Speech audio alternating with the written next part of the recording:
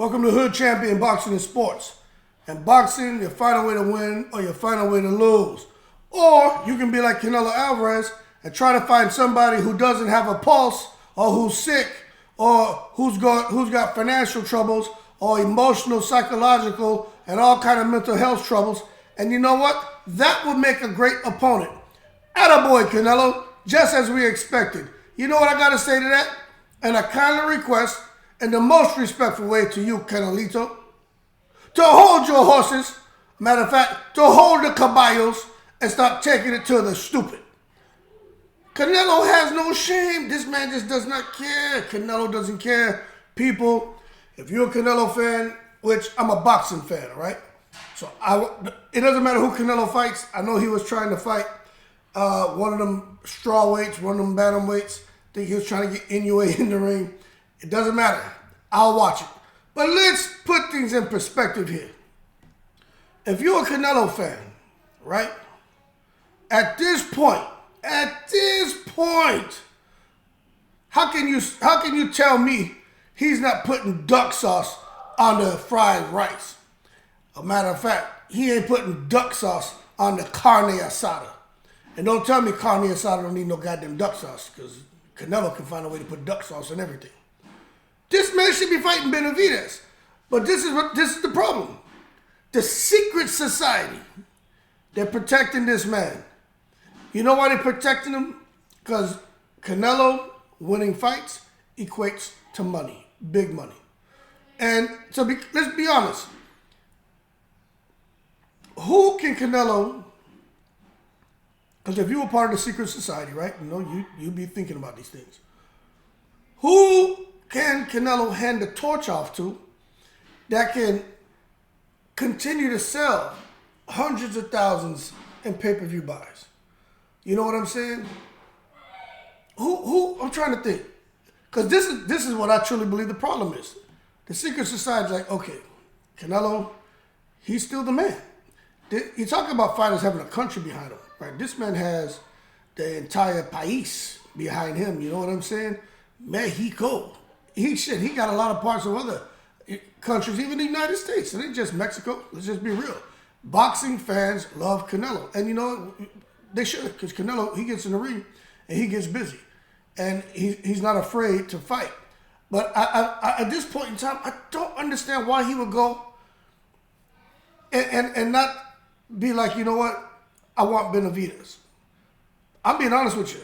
I understand maybe he has a little bit of Mayweather in him. You know, I'm the A side. Minor setback for a major comeback. I'm going to retire from the sport of boxing. I'm not going to let the sport retire me. Maybe it's a little bit of that shit. Y'all not going to retire me. I already know what the hell I went through with Bivol. And word on the street is Benavidez been beating this shit out of Bivol for years in sparring sessions. So if Bivol beat me, that means Benavidez will probably beat my ass too. And Canelo ain't trying to get clipped by Benavidez. So then come down Jermall Charlo. Look, now we all know Jermall, the Lion King, the Lions Only, the El Leon, Look. The lion, Jermall Charlo, has been turned into a pussycat. Meow. It's no more. Ah, roar. No, the man is out there. Meow, meow, meow, meow, meow. The man is in the litter box taking a piss and shit now. You know what I'm saying? He sits down to take a piss. He gets out the shower to take a piss. He's not the lion no more that stood up on his hind legs and pissed all over in the jungle. That ain't him marking his territory. Don't get me wrong, when he came back and he fought Jose Benavidez Jr., he showed me more than what I expected. I ain't gonna lie. For somebody who, obviously, you know, I think that mother doing that goddamn ayahuasca like Deontay Wilder. You know what I'm saying? Because he was sure as hell being kind of lovey-dovey to old Jose Benavidez Jr., right? Same way Deontay Wilder was out there in the desert just wanting to hug it, just wanting to spoon everybody, man. Come on over here in my little wigwam, you know. There was all that dust blowing outside. Come here, let Bomb Squad cuddle up with you and spoon you up and make you feel good, man. You know I love you, brother. Something going on with him. Somebody said them psychedelics and mushrooms and shit. But the bottom line is, for someone who is going through all kind of stuff in his personal life, professional career as well, because people are giving him hella flack because he wasn't in that ring in almost 2 years.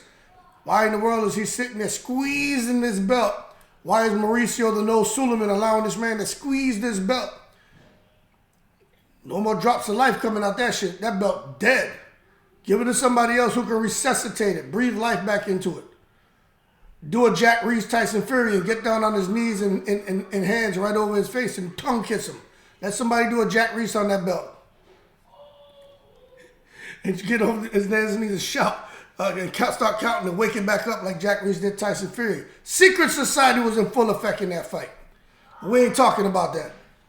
But for someone like Jamal who has shit going on, Jamal showed with that damn left hand, that bazooka-like jab, shit, he still had that, didn't he? And don't get me wrong, Canelo's head movement is crazy. Canelo probably has some of the best head movement in the game, if not the best. That man slipping shots, getting under shots, but you watch Canelo fights the way he trains. Right? So when it comes to the head movement part and being able to evade the jab and slip, and next thing you know, Canelo's he's right in your backyard. This man, boom, right in your house. You're like, how the hell did he get in here? And then Canelo just starts to go to work letting his hands go. He closes the distance, closes the gap, and then he just starts to break out the windows. And I think that could be one of the jab could be something that presents a problem for Canelo, but the head movement is something that would give Jermall Charlo problems. If Jermall Charlo handicaps himself by not letting that right hand go. Because a jab alone, it's don't get me wrong, that's the key to everything when it comes to a boxer's offense. The jab opens up everything else, but you need more than that against Canelo, because Canelo's coming. Charlo's going to know how to deal with that pressure, and he can't do like his brother and go straight back, because Canelo's not just throwing a straight right. Canelo's going to loop it around your glove. He's going to come over the top like the Madonna-type shots. And he's going to hit the pussycat meow. He's going to hit him. But I think with Jermall, if he went back into the gym, if he continued training, right, I think Jermall has a good chance to get in there. Will he win? You know what? A few years ago, I'd say, yeah, he probably would get in there and beat Canelo. You know what I'm saying? Because he got power, man. Jermall can fight. We can't act like he can't fight, but I'm just not so sure. I can't say with confidence that he'll beat Canelo. But what I can tell you is he ain't Jermall. He's not moving up a couple weight divisions. Let's understand that. And nobody should be looking at him. I heard somebody say, oh, shit. If he's going to fight Jermall, he might as well fight Terrence Crawford. This is a travesty. This is taking it to the stupid, Hood Champion. Hell, you're taking it to the stupid if you do a video on this. To that subscriber, I say, screw you with your wicked sorcery. How dare you tell Hood Champion that he shouldn't do a video? And how dare you sit there and say, if Canelo fights Jermall Charlo, Canelo might as well fight Terrence Crawford. That is not the same. Bozo McNicholas, I'm talking to you. Terrence Crawford, this shit about Crawford only has to go up 147 to 154, 160, 168. Crawford's only really moving up 3 weight divisions. A lot of fighters move up multiple weight divisions to prove that they're great. Listen here, Bozo McNicholas. You obviously don't know anything about boxing. And get off my channel right now, and I'm talking to you. Crawford started off at what, man? 130? So hold it there, McNicholas. Because you know everything. 130, 135, 140, 147, 154, 160, 168. Crawford started at 135. 135. So 135, because he wasn't at 130. So 135, 140, 147, 154, 160, 168. That's 6 weight divisions, McNicholas. So y'all kill the noise talking about Crawford is only 3 weight divisions. Crawford already moved up 3 weight divisions. Now, the idea of this man moving up another 3, I think Crawford can do the business. But I just wanted to throw that out there to Mr. McNicholas, who was out here telling me I was taking it to the stupid. When he's the one who had the bowl of dumbass for breakfast. Now, back to Jermall. I'm not sure what exactly will be his plan to beat Canelo, but I do think just like Jermall seems to have been, may still be on the decline mentally. I gotta say Canelo's on the decline as far as his boxing. I think Canelo's on the decline as far as his career, and the reason why I say that is, when you see a fighter like Canelo, right? I've been saying this for a while, and I like all of these guys. I'm having fun in the video. If you follow the channel, you know I like to talk a little shit and have fun. Canelo can fight, but he doesn't throw those combinations no more, man. I've been talking about this even when he fought Jermall, you know. But then again, Jermall was on his bicycle. The man went straight forwards, gumping shit, man. Trying to get a shrimp boat, running all over the goddamn place. But Canelo doesn't throw them 8, 9, 10 punch combinations like he used to, man. That is a prime Canelo. Beautiful, beautiful punch selection. Amazing combinations. I remember watching that. I don't know if you guys, I don't do it as much as I used to. Like when I used to be in the gym all the time. I used to be on the edge of my seat. I'm throwing the combinations too. My wife used to be laughing at me and shit. I'm like, sorry, I can't control it. I'd be in the ring slipping shots. I'm sitting on the edge of my couch. But Canelo used to throw that shit. I'm like, that's crazy. You watch him now. It's like he's falling in love with his power. He's on the front foot. He's coming forward. He's either not punching or he's throwing single shots. But don't get me wrong. With the experience comes a whole lot. Experience equals wisdom. He's got a whole lot of wisdom. He knows what he does right. And it's just like with Floyd Mayweather. Floyd Mayweather, you used to watch him in his prime. Amazing combinations. The shit that Floyd was able to do, his instincts, reflexes. There's nothing Floyd could have done. Over time, what you see Floyd do? He would still let his hands go if he got you hurt, but for the most part, jab, counter, check hook, right hand, lead right hand. Simple. Floyd, all that flamboyant, hey, look at me shit, that shit went out the window. So when you start seeing that happen in fighters, and this is my opinion, you can disagree.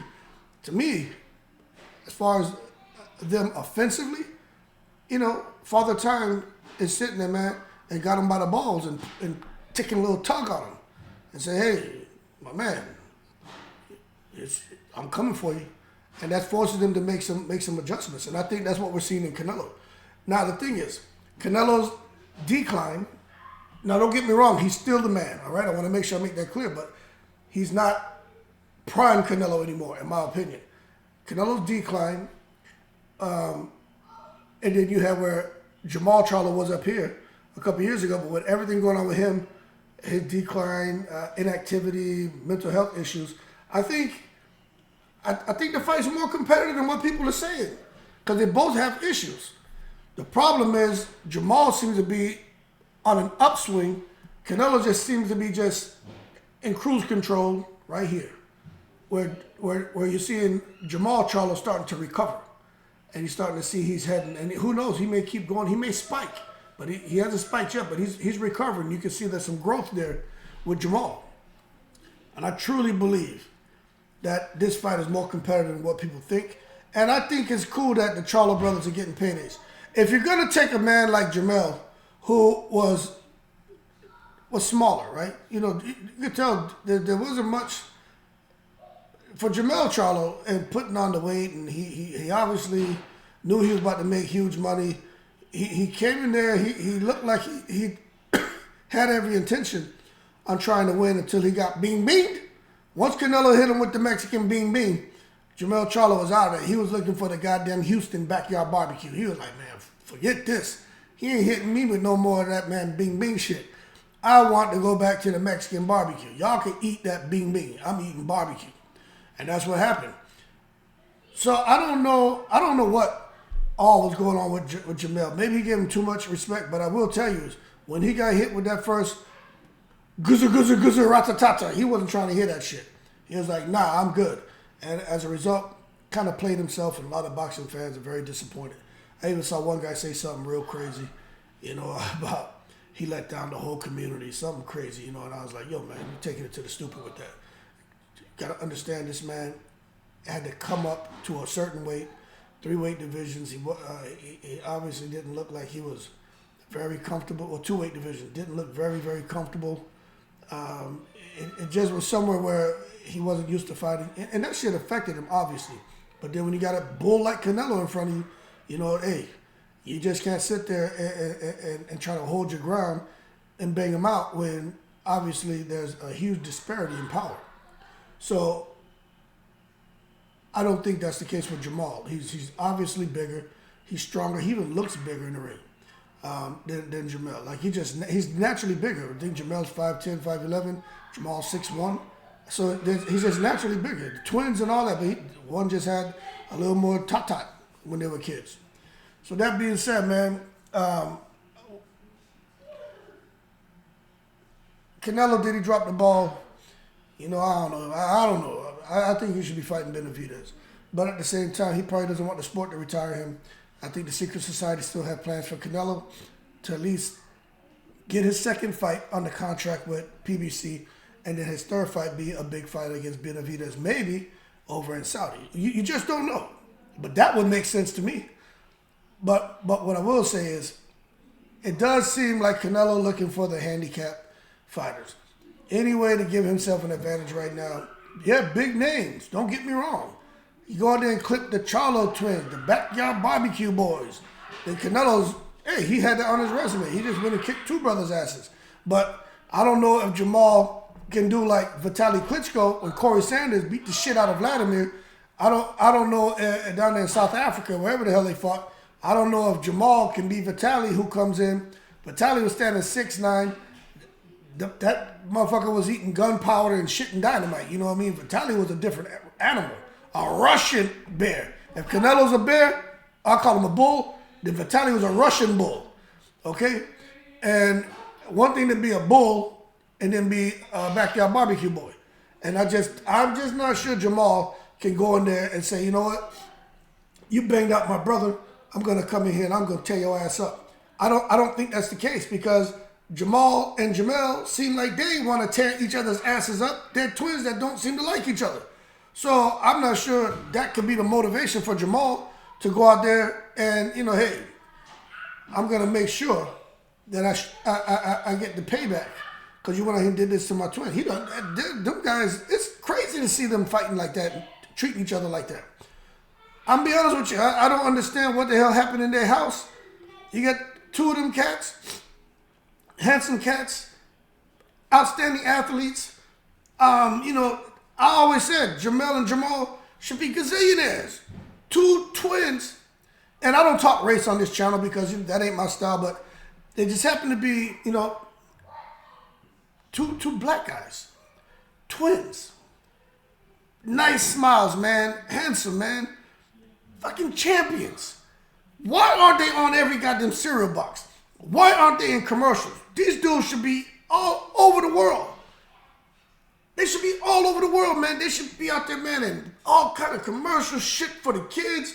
Just inspirational cats, man. But it didn't go that route for them. But then when you sit back and you watch them, hey, it's one thing to have, put it to this way.